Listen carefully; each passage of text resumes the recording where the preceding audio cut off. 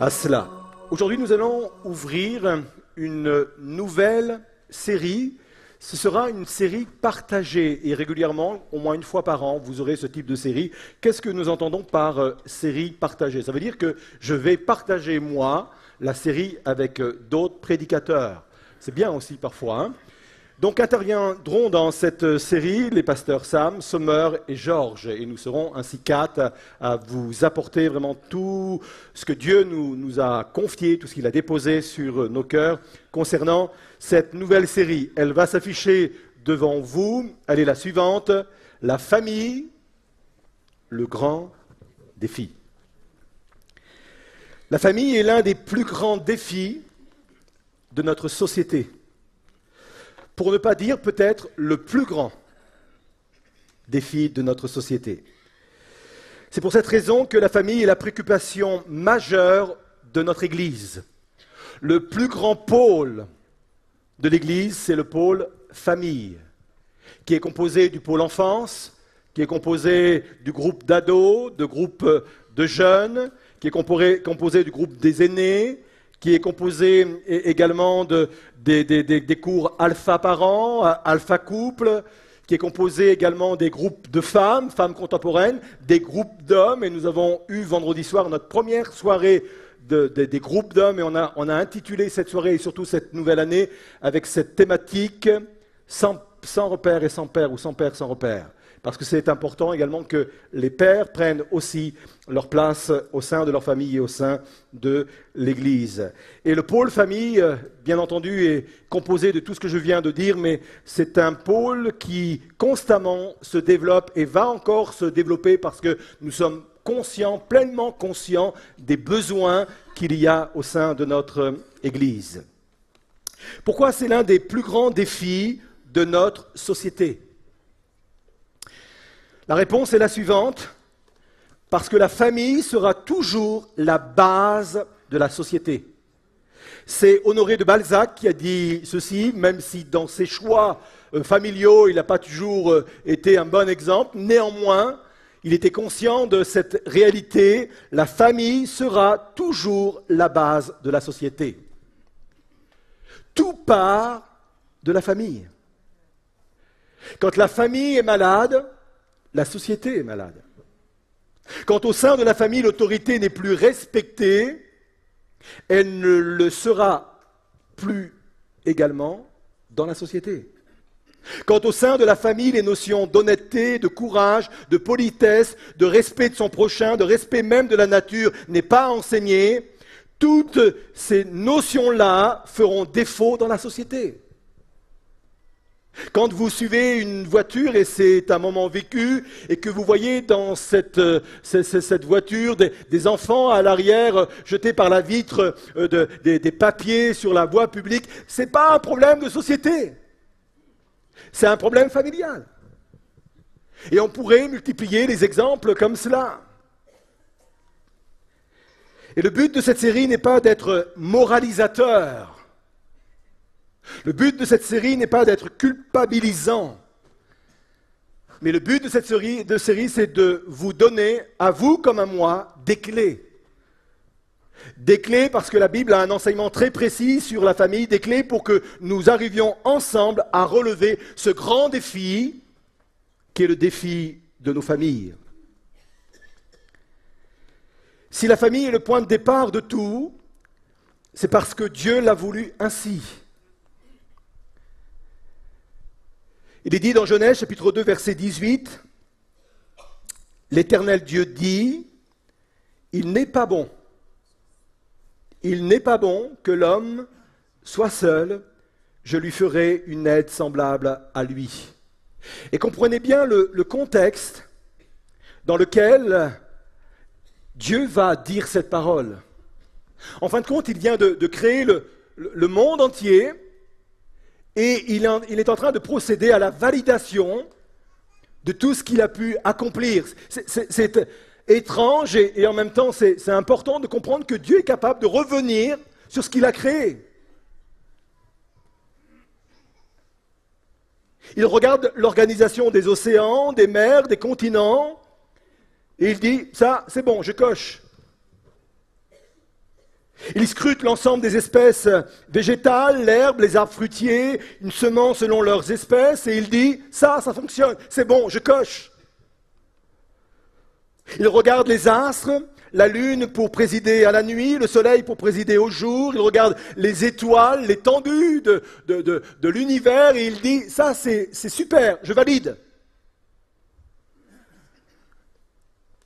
Et puis il arrive à l'homme, et là, il ne valide plus. Il ne coche pas la case, ça fonctionne. Il ne coche pas la case où il dit, c'est bon, on ne revient pas dessus. Il dit, il n'est pas bon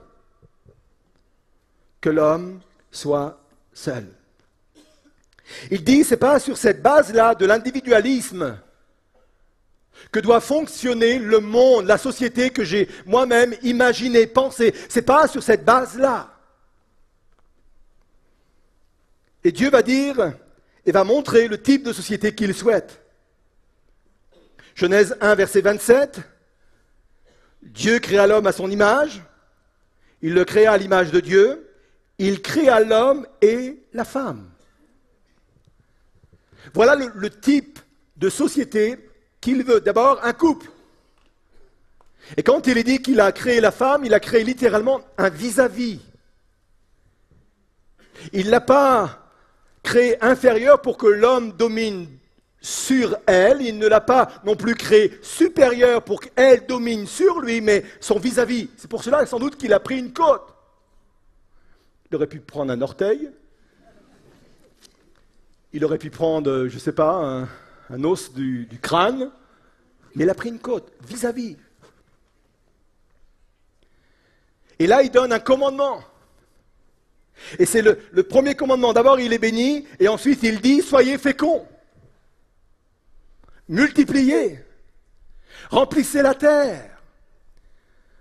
Il ne l'a pas dit qu'à Adam de remplir la terre, hein. Comme il ne le va pas dire à vous uniquement, il a dit à tout le monde, remplissez la terre. Hein. Et ça, c'est la base même de la société. C'est la famille. Je veux une société qui part de la famille.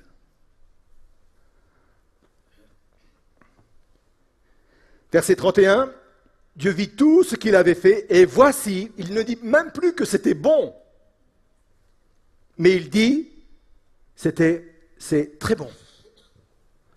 Il manquait quelque chose d'essentiel, ce n'était pas l'homme seul, il manquait quelque chose d'essentiel dans ma création, c'était le couple et la famille, et une fois que le couple et la famille a été créés, il dit, c'est très bon, c'est excellent, c'est parfait, voilà le monde parfait, la famille comme base.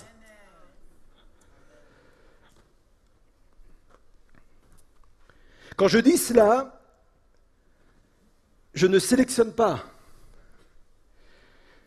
Il faut que la famille monoparentale se sente concernée.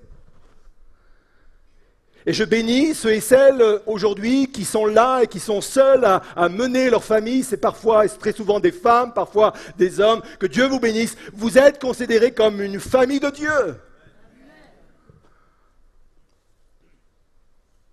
Je ne mets pas non plus à part les familles recomposées. Parce que Dieu est un Dieu de la seconde chance, de la troisième chance, de la quatrième chance. C'est le Dieu de la grâce, qui reconstruit sur des ruines. Alors oui, la famille est dans le plan de Dieu. Pour relever ce défi, il faut commencer par deux choses. Un, se libérer d'une vision utopique de la famille. C'est ce que j'appelle, moi, personnellement, le syndrome de la petite maison dans la prairie. Tout est beau, tout est merveilleux, c'est toujours l'été, c'est... Quelqu'un a donné cette définition de la famille, et franchement, je raffole de cela, je l'aime énormément. Quelqu'un a dit, la famille, c'est le rassemblement de plusieurs pécheurs sous un même toit. Oh! On valide? Je vais vous présenter une femme qui s'appelle Ruth Graham, et peut-être qu'elle est moins connue, mais vous avez connu sans doute son mari Billy Graham. Billy Graham est décédé il y a quelques mois de cela et ça a été un des plus grands prédicateurs de sa génération. Il a prêché à des foules, à des milliers et des milliers de personnes et on dit que des milliers et des milliers de personnes sont venues à la foi grâce à son ministère. Il a écrit de nombreux livres et il a été même le conseiller spirituel de plusieurs présidents aux États-Unis. Et un jour, on est allé voir Ruth, son épouse, et on lui a posé cette question. « Madame Graham, avez-vous déjà pensé au divorce ?» Et elle a répondu, « Au divorce, jamais. Par contre, au meurtre, très souvent. »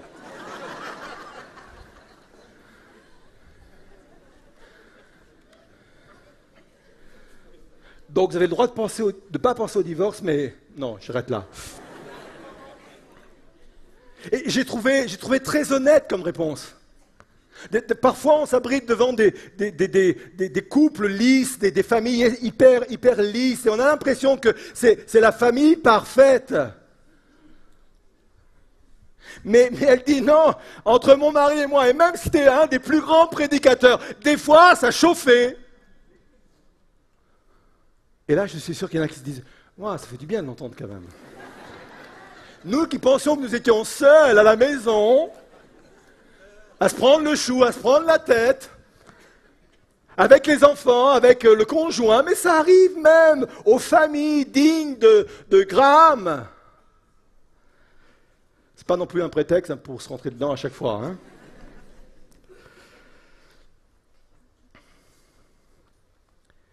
Et c'est la première chose qu'on a besoin de faire, c'est de se libérer de cette notion utopique de la famille. D'ailleurs, quand je regarde les familles de la Bible, on ne s'ennuie pas. Hein. C'est pas simple. Quelqu'un a dit même que quand on regarde certaines familles de la Bible, et pourtant il y a des grands hommes à la tête, c'était presque des familles dysfonctionnelles. Parce que Dieu est quelqu'un qui est transparent, qui est authentique, qui montre les choses telles qu'elles sont. Bien sûr, Dieu n'avait pas prévu que la famille connaisse autant de difficultés, mais ce qui est venu mettre le désordre, c'est le péché.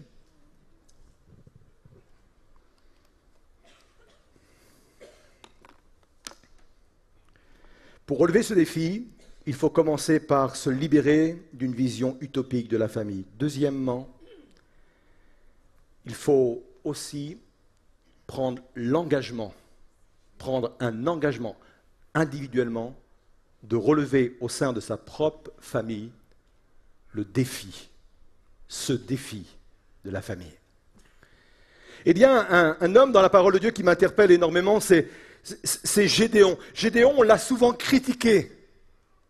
Il se trouve dans un contexte extrêmement difficile. Il y a les Madianites, ce sont des envahisseurs qui faisaient des intrusions en territoire d'Israël et qui ravageaient tout, qui pillaient. Ils rentraient dans le territoire d'Israël, ils volaient la moisson, ils repartaient chez eux. Et ils laissaient le peuple d'Israël, les familles d'Israël dans le besoin, dans la disette, dans la famine. Et à un moment donné, Gédéon va se dire, mais je peux pas laisser faire cette chose-là. Je vais me lever au sein de ma famille pour sauver ma famille de la famine, de la destruction. Pourtant, il n'avait pas le devoir légal ou l'obligation légale de le faire. Ce n'était pas le père de famille. Ce n'était même pas le fils aîné. Vous savez que le fils aîné, certes, avait des privilèges, mais avait aussi des devoirs. Lui, il va le dire lui-même, je suis le plus petit dans la maison de mon père. C'est le petit dernier. Et il aurait pu dire, ça, c'est pas mon boulot, c'est pas mon job, c'est pas ma responsabilité, c'est celle de mon père ou c'est celle de mon frère aîné, mais c'est pas la mienne. Mais non, il ne se pose pas ce type de question. Il se lève, il s'engage pour relever le défi au sein de sa famille. Il dit, ma famille ne va pas mourir de faim, je vais, moi, faire quelque chose.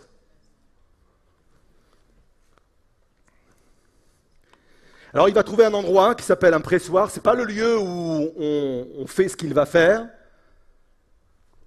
Et la Bible nous dit qu'il va battre le froment pour le mettre à l'abri de Madian. Il se dit, voilà au moins une quantité, une portion que les Madianites n'auront pas. C'est pour ma famille, c'est pour sauver ma famille. Et très souvent, on a dénoncé cette attitude en disant, il ne pensait qu'à lui. moi je veux mettre à l'honneur ce que Gédéon est en train de faire là. Il prend l'engagement de sauver sa famille. Et quand il fait ça, il est dit ceci, l'ange de l'Éternel va s'approcher. L'ange de l'Éternel s'approche quand je prends l'engagement de relever les défis dans ma famille, dans ma propre famille. Peut-être qu'il y a des personnes qui se disent ce matin, mais la tâche est trop grande. Vous seriez dans notre maison, vous seriez au sein de notre famille, vous verriez comment c'est compliqué, c'est difficile. J'aimerais dire, quand je me lève pour prendre l'engagement de sauver ou de relever le défi au sein de ma famille, l'ange de l'Éternel qui est Jésus s'approche.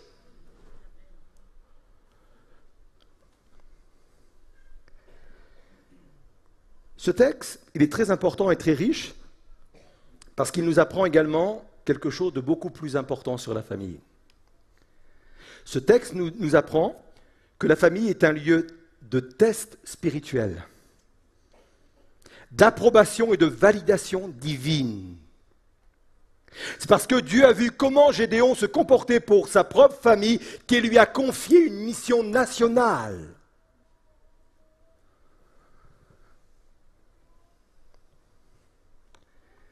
La maison, notre maison, la façon dont on se comporte dans notre famille sera toujours un endroit test ou d'approbation ou de validation divine nous concernant. C'est parce que Dieu a vu que Gédéon se levait pour sa famille qu'il dit, lui, il aura une autre destinée, une destinée supérieure. Je lui donne une mission pour tout le pays. Non seulement qu'il sauve sa famille des Madianites, mais qu'il sauve tout le peuple des Madianites.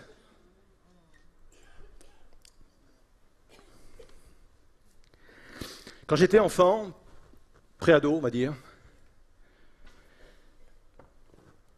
mon grand-père, qui était un homme de Dieu, qui démontrait vraiment une foi authentique, est tombé gravement malade. Et ça s'est terminé par l'amputation de ses 2 jambes. Et quand on est dans cet état, forcément on a besoin de quelqu'un.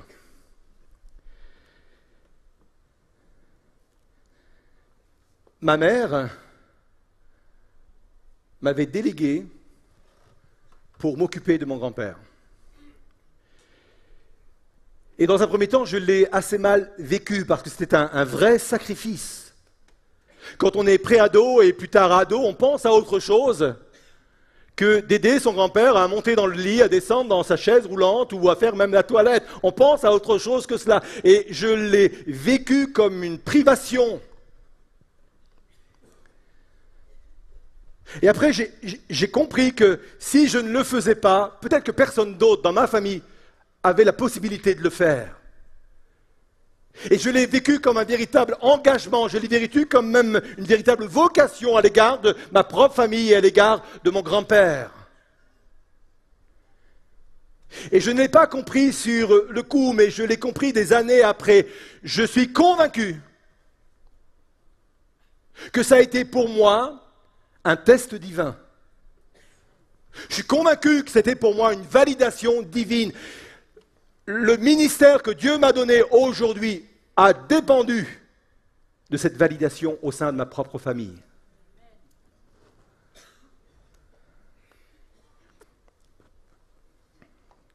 À Timothée 3, verset 2 dit ceci, « Il faut toutefois que le dirigeant soit certes un homme irréprochable, mais il dit, mari fidèle à sa femme, verset 4, qu'il dirige bien sa famille et maintienne ses enfants dans l'obéissance en toute dignité, car comment un homme qui ne dirige pas bien sa famille serait-il qualifié pour prendre soin de l'Église de Dieu ?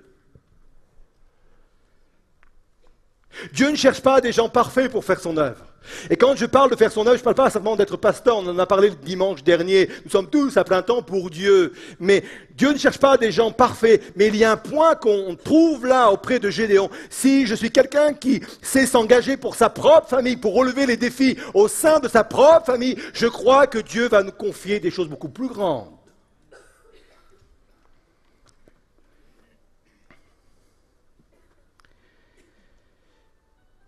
Pour relever ce défi, il faut se libérer d'une vision utopique de la famille. 2, il faut montrer un engagement personnel à relever les défis au sein de notre maison. Même si vous êtes la seule personne, ça compte aux yeux de Dieu. Ça compte. On aura l'occasion, tout au long de cette série, de revenir sur plusieurs défis. Mais pour conclure, je voudrais apporter dans les minutes qui suivent un défi qu'il faut à tout prix relever. Pour moi, c'est le premier. Je l'ai appelé le défi de l'honneur. Peut-être que ça ne vous parle pas, vous, mais je vais l'expliquer. Je pense que la première chose qu'on doit mettre en place au sein de notre famille, c'est l'honneur. C'est quoi l'honneur ? C'est rétablir de la dignité au sein de notre famille. C'est rétablir de la considération. C'est de rétablir de l'estime. C'est de rétablir du respect au sein de la propre famille. Ça s'appelle la culture de l'honneur. Et pour moi, c'est le plus grand défi et surtout, c'est le premier défi qu'il faut relever. Pourquoi je dis ça ? Sur quelle base je m'appuie pour parler de cela maintenant ? Vous savez que Dieu a donné à son peuple 10 commandements. Les 4 premiers régissent les relations entre Dieu et les hommes. Et les 6 autres, les 6 derniers, régissent les relations entre les hommes. Il faut noter qu'en tête de liste de ces 6 commandements qui régissent les relations entre les hommes, on retrouve le défi de l'honneur.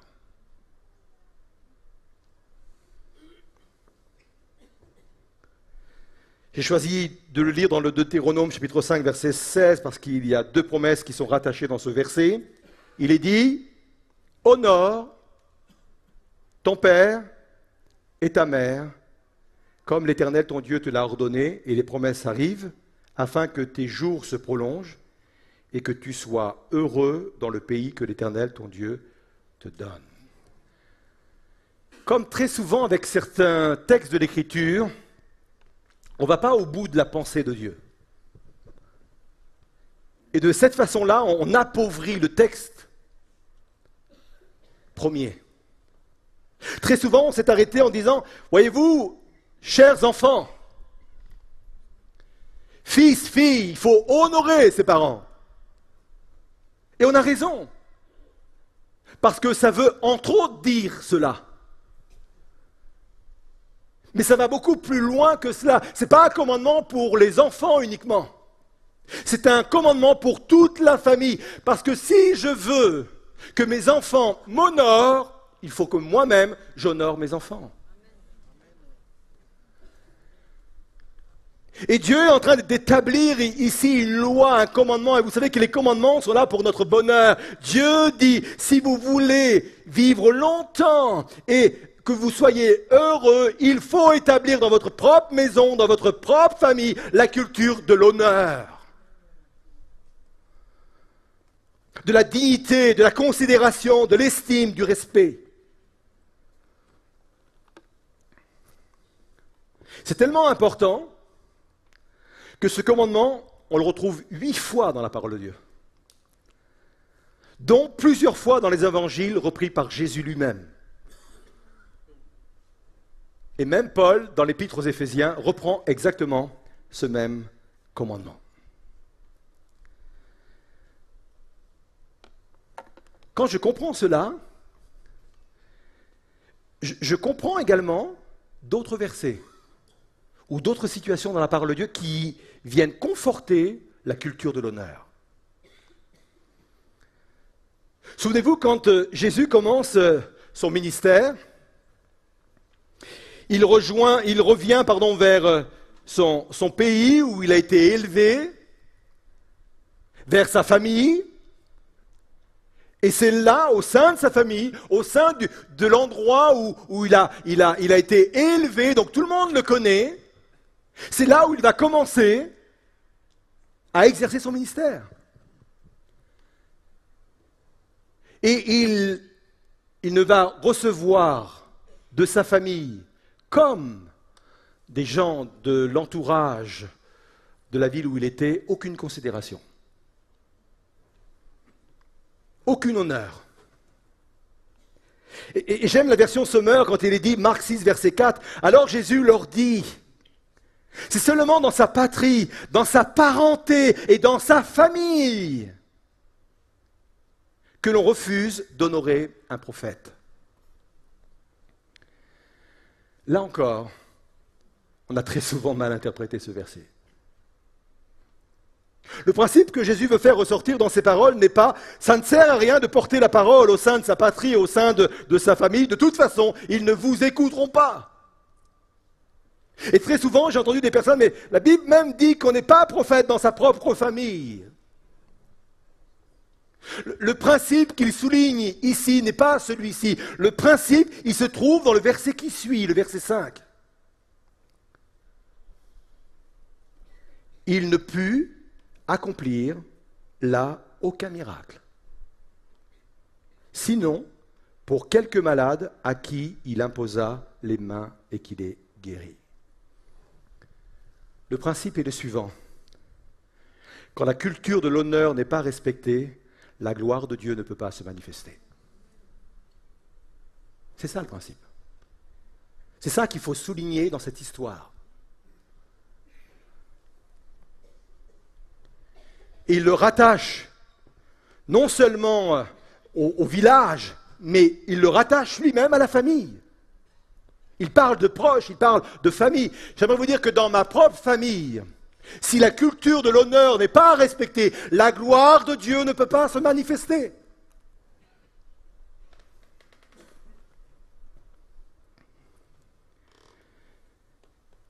Il faut rétablir la culture de l'honneur au sein de nos familles.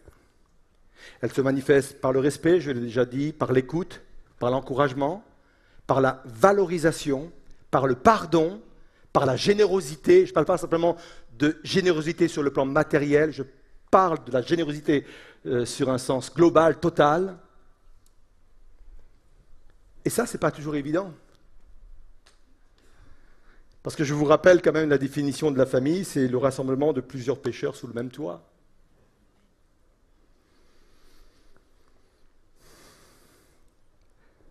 Je parlais un instant des familles dans la Bible qui n'étaient pas terribles, même dysfonctionnelles pour certaines. Vous vous souvenez de Noé? Noé, à un moment donné, il a cultivé la terre et il planta de la vigne. On pense que c'est lui qui est à l'origine du vin. Ou tout au moins la région dans laquelle il se trouvait. Et il est dit, il but du vin, s'enivra et il se découvrit au milieu de sa tente, parce que quand on est un peu ivre, on ne sait plus trop ce qu'on fait. Il a eu un moment de faiblesse. Et je peux vous dire que dans nos familles, quelles qu'elles soient, on peut avoir aussi des moments de faiblesse. Parce que la famille, c'est une communauté de pécheurs sous le même toit. Alors il y a un fils qui s'appelle Cham. Lui, il a vu la nudité de son père. Il est allé à l'extérieur et il a parlé mal de son père, il a parlé mal de sa famille. Il a tout raconté à l'extérieur. Lui, il ne connaît pas la culture de l'honneur. La culture où on pardonne, où on valorise, où on encourage, où on relève les personnes qui sont tombées.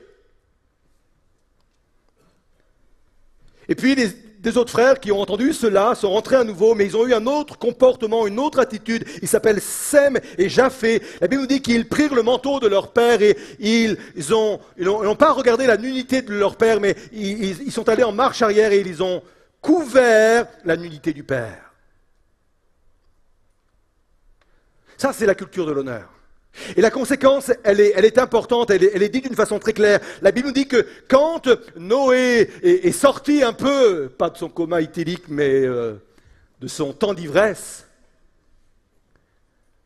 il est dit que Cham a été maudit. Non seulement lui, mais sa descendance.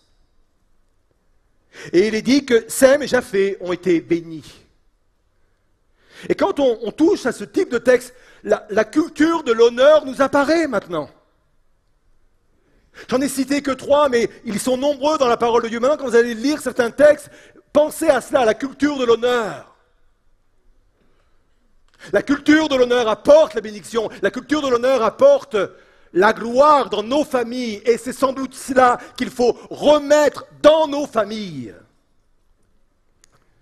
Le diable est un voleur.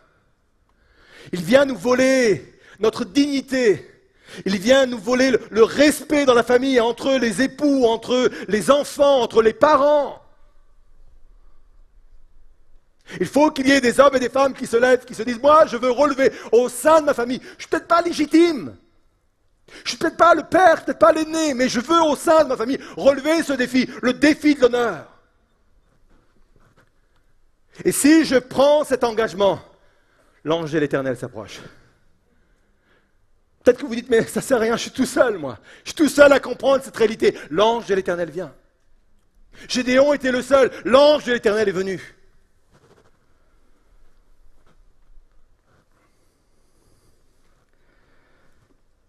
Ma conclusion est la suivante. On dit souvent que ce qui est plus important dans une famille, c'est l'amour. Bon, je ne vais pas dire le contraire, mais pour moi, ce n'est pas l'essentiel. L'amour est important, l'amour est indispensable, mais je vais mettre un verset devant vous, Proverbe 24, versets 3 et 4. Il est dit ceci.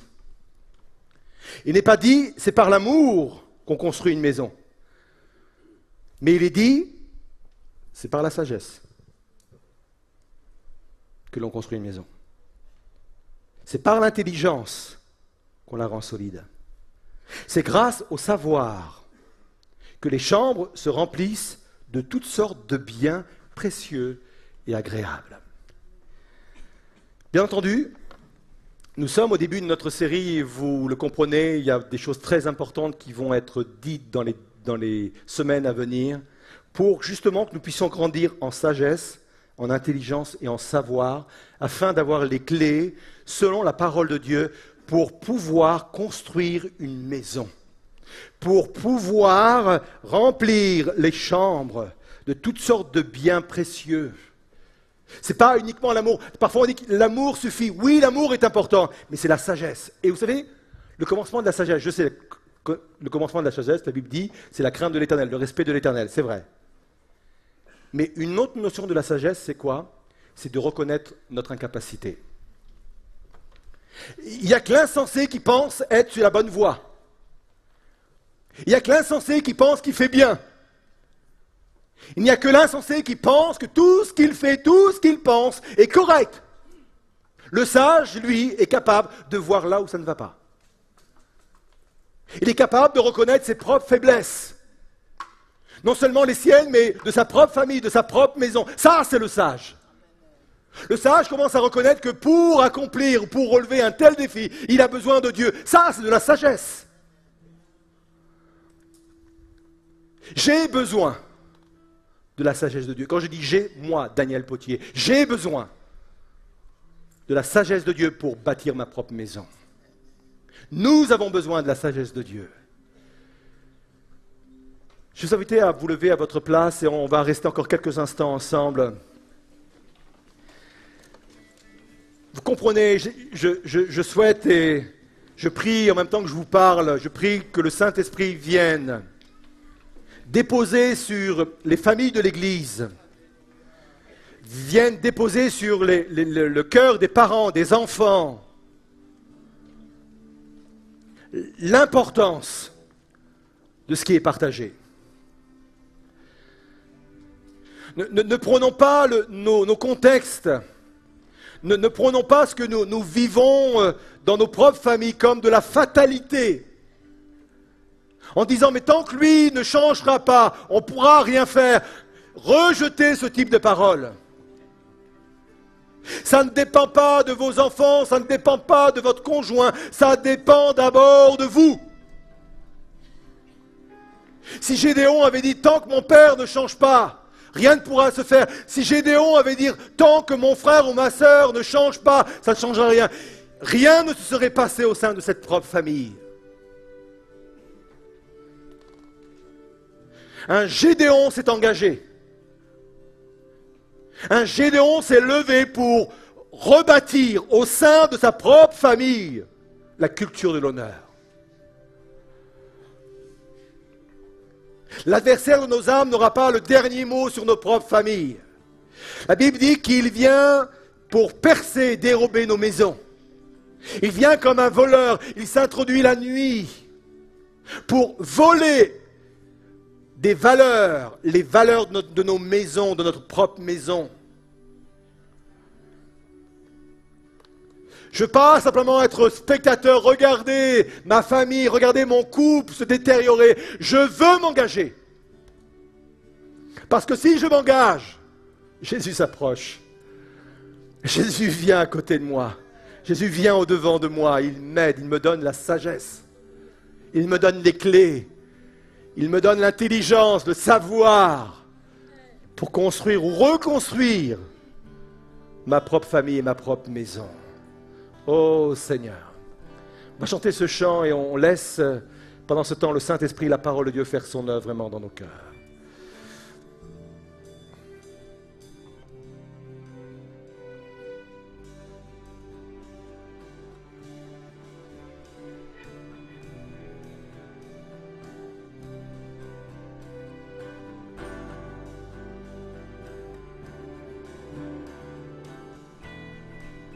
Oui, tu transformes l'eau en vin. Tu transformes l'eau en vin. Touche à les yeux de ta main. Nul n'est comme toi. Comme toi. Dans nos ténèbres tu brilles. Tu nous redonnes la vie, nul n'est comme toi, comme toi. Dieu admirable. Dieu admirable, inébranlable, son nom surpasse toute puissance. Dieu de miracles, incomparable, oh Dieu. Oh Dieu, oui, Dieu admirable. Dieu admirable, inébranlable, ton nom surpasse toute puissance. Dieu de miracles, incomparable, oh Dieu, oh Dieu.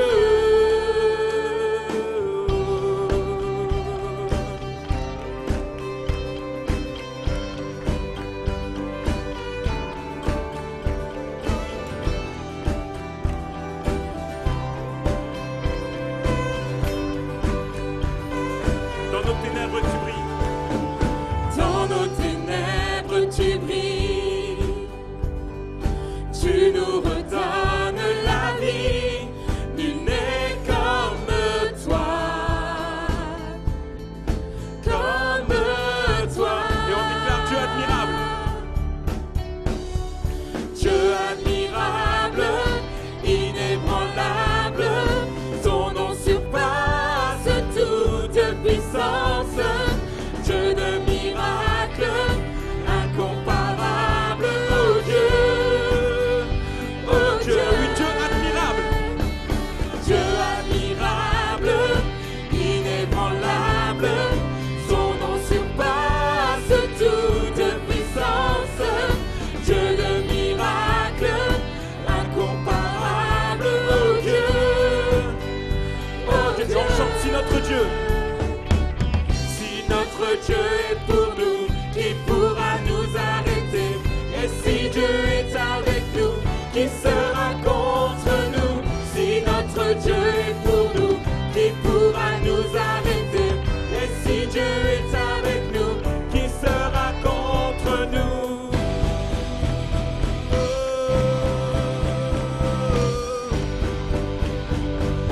Qui sera contre nous?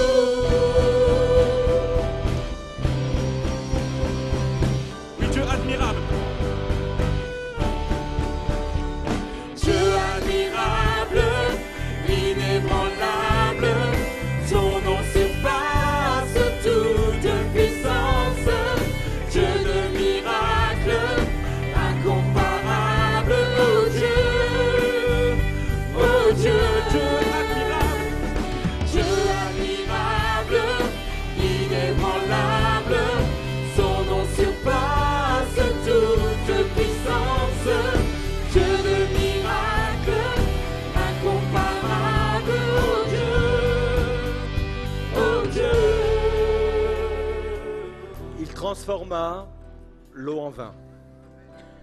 C'est le premier miracle que Jésus a accompli. Et ce miracle a été accompli dans le cadre d'un mariage, dans le cadre de la famille. Le vin symbolise la joie dans la parole de Dieu. Le vin symbolise des moments de réjouissance, des moments de bonheur dans la famille. Dans ce couple-là, au sein de cette famille-là, le vin a manqué. La joie a manqué. Les réjouissances ont manqué. Le bonheur a manqué. Jésus ne s'est pas fait prier. On aurait pu s'attendre que son premier miracle aurait été un miracle bien plus public que celui-ci. Guérir un lépreux, guérir un boiteux. Non, son premier miracle, il l'a réservé pour la famille. Il a transformé l'eau en vin. Et ce matin, Dieu est capable de transformer dans ta propre famille, dans ton propre couple, l'eau en vin. L'eau en vin. Et je souhaiterais qu'on ait un moment vraiment où chacun, en particulier, parce que nous sommes là pour ça, pour vous apporter la main d'association dont vous avez besoin. Si vraiment quelqu'un a envie de crier pour sa famille, si quelqu'un a envie de dire, moi je veux vivre ce propre miracle dans mon propre couple, dans ma propre famille, venez sur le devant. Il n'y a pas de jugement, il n'y a pas de mauvais regard qui vous sera apporté, mais simplement des mains d'association où des gens vont dire, on va prier pour vous, on va prier avec vous. Il n'y a pas de honte à cela. Nous sommes tous parfois des familles en difficulté. Venez sur le devant. Dieu fait la promesse, l'eau sera changée en vin. Et si notre Dieu est pour nous,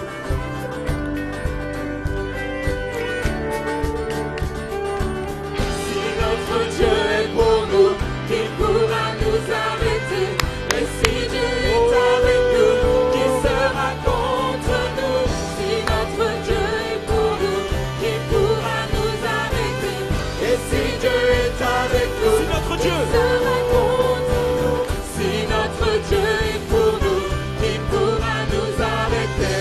Et si Dieu est avec nous, qui sera contre nous?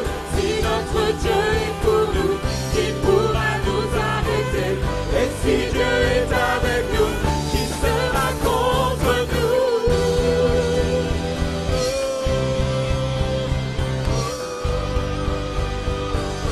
Qui sera contre nous? Et on chante ensemble, on le déclare, Dieu admirable. Dieu admirable, inébranlable, ton nom surpasse toute puissance. Dieu de miracles, incomparable, oh Dieu, Dieu admirable, inébranlable, ton nom surpasse toute puissance. Dieu de miracles, incomparable, oh Dieu. Et on le déclare, si notre Dieu est pour nous, oh Dieu. Si notre Dieu est pour nous, qui pourra nous arrêter? Et si Dieu est avec nous, qui sera contre nous? Si notre Dieu est pour nous, qui pourra nous arrêter? Et si Dieu est avec nous, si notre Dieu est contre nous? Si notre Dieu est pour nous, qui pourra nous arrêter? Et si Dieu est avec nous, qui sera contre nous? Si notre Dieu est pour nous, qui pourra nous arrêter? Et si Dieu est avec nous, on le déclare, si notre Dieu est pour nous, qui pourra nous arrêter? Et si Dieu est avec nous, qui sera contre nous?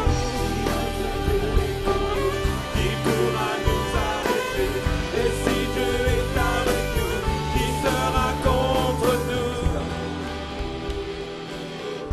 Seigneur Jésus, je veux te prier pour chacune de ces personnes sur le devant qui représentent des familles, Seigneur Jésus, et des situations.